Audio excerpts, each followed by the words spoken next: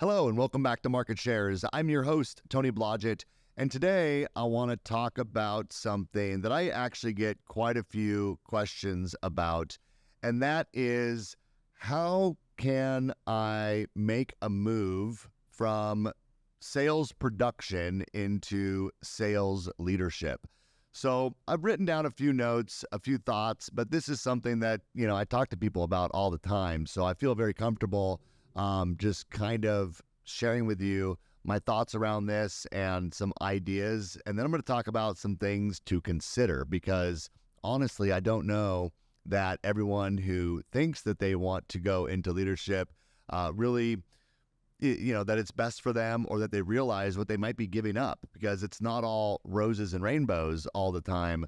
And I think this really could apply not just to, a loan officer that wants to become a branch manager, but even a branch manager that might want to become an area manager or a regional manager that might want to go to, a larger divisional type role. I think all of this that I'm going to talk about would really apply to, those step ups that people might have. Now, the reason I get asked this question a lot is because I was a loan officer for the first 12, 13, 14 years or so of my career, and then pretty quickly went through sales leadership and then into executive leadership. And a lot of people are like, man, how did you make that transition? And I'll tell you, the most difficult transition that I made was really from production, right? Being a loan officer, a producing loan officer, into being a branch manager and then like a area manager of multiple branches,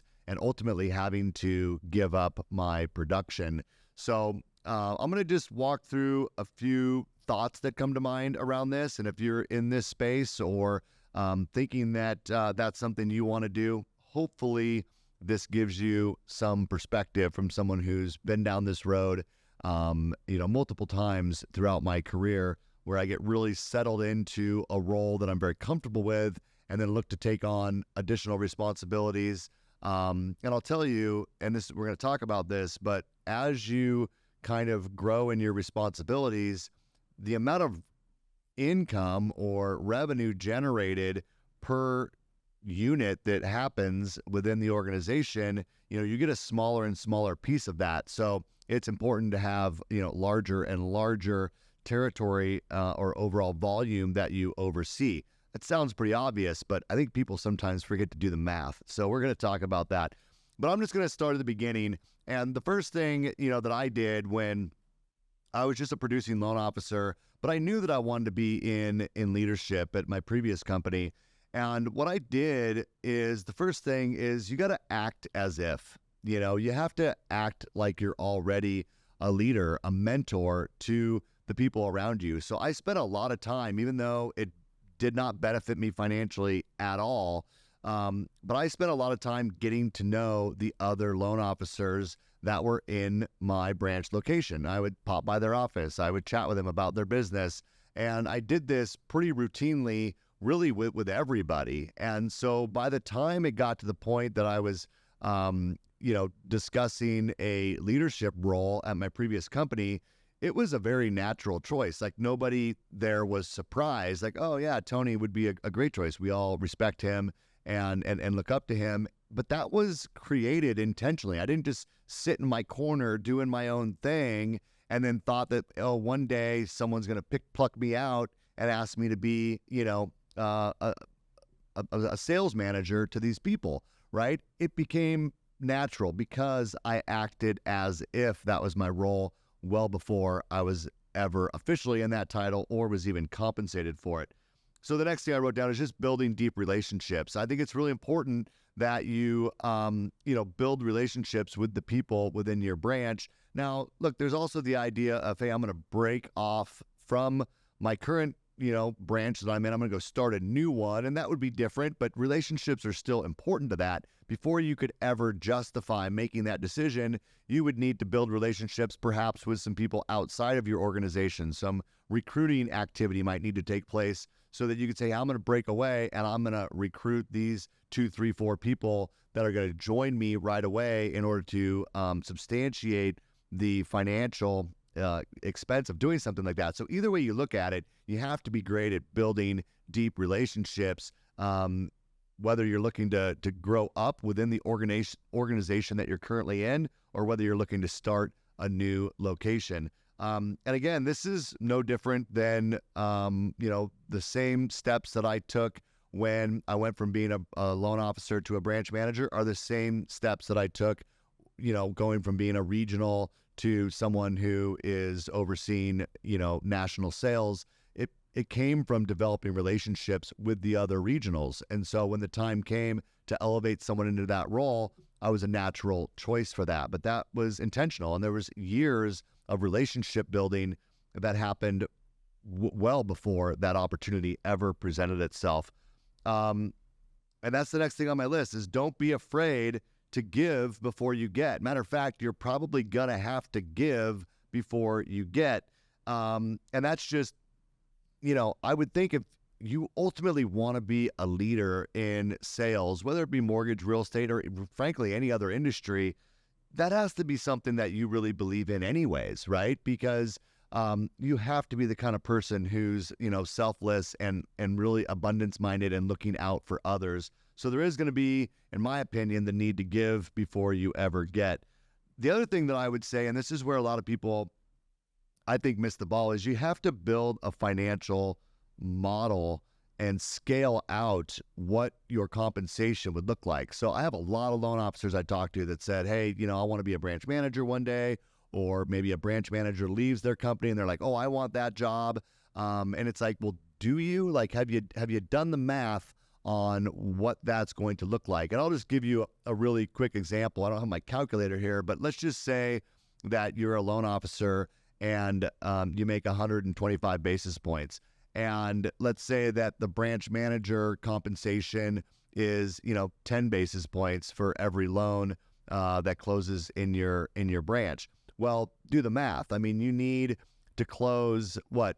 You need 10 loans in order to make up, if they're the same average loan size as yours, to start getting close to what you would have earned on just one of your own loans. So the question is would my oversight, would my leadership, would my recruiting time, will it bring in 10 loans for every one loan that I could spend time doing of my own, where you're going to make a higher commission? Because I promise you, it will take away a lot of your time. So you got to kind of scale that out and say, well, especially if you want to be a non-producing type of a manager, you really need to do the math on how much volume do I need to oversee? What's my compensation for that volume in order for me to replace my income? And this is going to require some financial modeling and really looking at the big picture. And I promise you, it's not always more lucrative, especially to begin with. Many times financially, you'll take a step back in order to potentially have, what you're looking for in the long term. And that's the next thing is, are you going to find what you're looking for?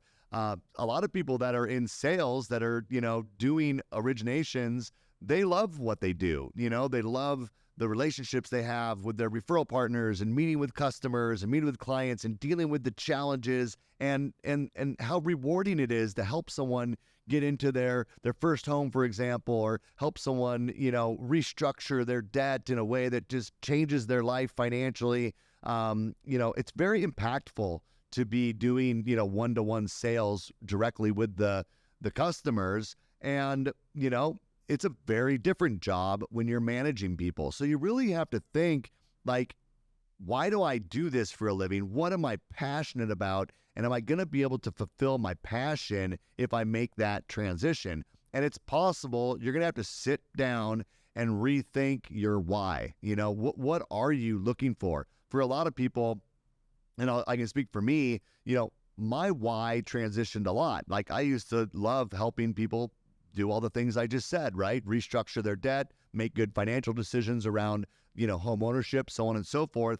And then my why had to shift to, well, now I really get excited by seeing other people have success, by mentoring and coaching someone to learn the things that I learned in this business and then see them have a success as a result of that. And then as I started managing multiple branches, it was less about the individual loan officer's success and then how do I help branch managers build branches, recruit, develop their people to where they could make that transition into financial security without having to rely solely on their own personal production and accomplish what I'd done. So you do have to change a little bit. And I think some self-reflection on what is your why, what are you passionate about, and if you're even successful at the job you're looking for, are you going to be satisfied once you get there? Because financial success is one thing, but having true fulfillment is another. And you really got to look, and not everyone's cut out to do that sort of a role. And trust me, that's okay. A lot of people start down that path and said, man, I should have just stayed a loan officer. I'll tell you, there was times that I was like, what was I thinking? I should have just stayed doing loans. I had so much more control over my time. And that's the other thing that I wanted to mention is time. Are you able to have the kind of flexibility in your schedule that you have right now? These are questions that I would be asking myself if I really wanted to make that sort of a transition. So lots to think about. The other thing that I would say is you just have to really have a mindset of patience.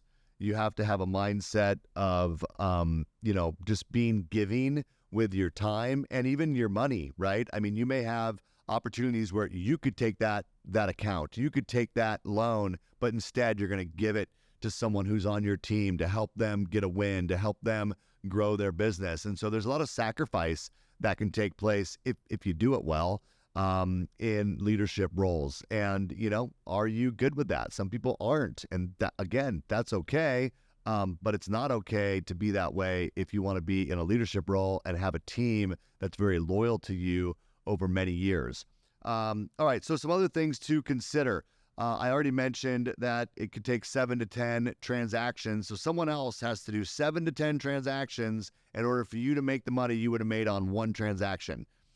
Do that math and make sure that you think you can recruit the people, train the people, and support people in a way that is going to replace that level of income, because it will take your time. Your personal production will go down.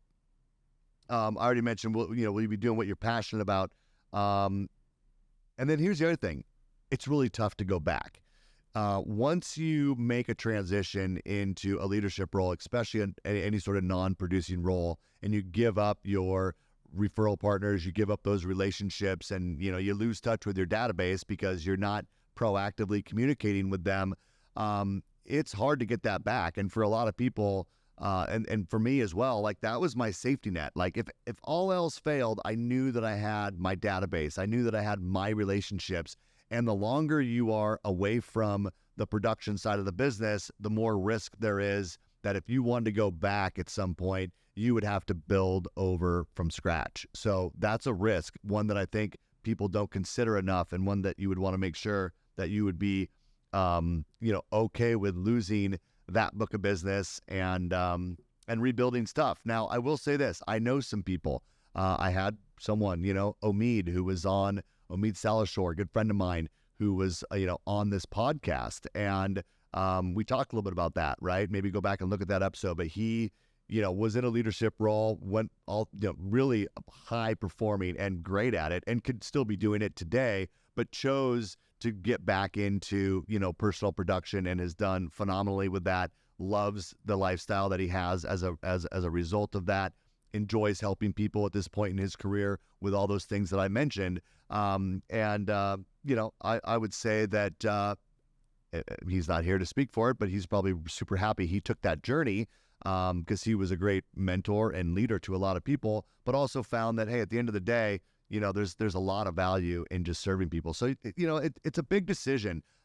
I think a lot of loan officers think that there's this natural progression that you have to follow in the mortgage business, right? You start out as an originator, then you become a branch manager, then and you kind of have to go up this, ladder, if you will. But look, this is not corporate America. You do not need to go up a ladder. And there's a lot to be said about staying close to the production. The closer you are to the production, the safer you are, the more money you make per transaction. And there's a lot to be said for that. And I'm not discouraging people to go into leadership. I'm just suggesting that people give it the kind of thought that I think that it's due, And hopefully this quick conversation, this quick list of things helped you in that journey to determine whether or not it's the right thing for you. But look, at the end of the day, if you want to grow, first thing I would say, act as if. The other thing that I didn't mention, act as if, but also let it be known. You can't be secretive about your goals for growth. If you want to grow in this industry, you need to let people know. You need to let your branch manager know that, look, someday I want to be a sales manager or a branch manager of my own. You need to let your regional leadership know, or the company leadership know that I have a desire to grow. It's something that I'm passionate about. Get some coaching and mentorship around the things that I just mentioned, but don't keep it a secret, because no one is just going to come out and pluck you out. I've said this many times, I've never had a raise or a promotion that I didn't ask for in my whole career. And it's because I'm very proactive at communicating my desires for the future of my career. It's not because, I didn't do a good enough job, I don't think, and no one, said, hey, we want to give you a raise or we want to give you a promotion. I never gave it the opportunity. I made it known early on what my desires were, what my goals were, the direction that I was going, and my leadership always knew that. I would encourage you to do the same thing if growth and leadership is something that is on your radar. Don't keep it a secret, and be willing to put in the work before you actually get the reward. So anyways, I hope that this was a helpful conversation. I get asked this question a lot, so I thought I'd do just a quick video about it. Leave in the comments any questions that you have. We do try to keep up on those comments and get back to you. Or if there's other topics you'd like to see, like this one, that we could unpack for you on the Market Shares podcast, we would love to do it. As I always mention, thank you for your time and your attention. Also, if you enjoy this content, please let other people in the mortgage industry know about it, people that might be in real estate or similar businesses, sales, etc. We realize that this podcast is really focused on a narrow part of the industry, or, of business sales. But at the same time, there's a lot of people in this industry that I hope would find value in what it is we talk about here on Market Shares, and you might know them. So please pass this information along. And if you want to make sure you don't ever miss an episode of Market Shares, then please subscribe. We do drop a new episode every single Friday at 10 a.m. Pacific. Thank you so much for your time and attention, and I'll see you next time. Take care.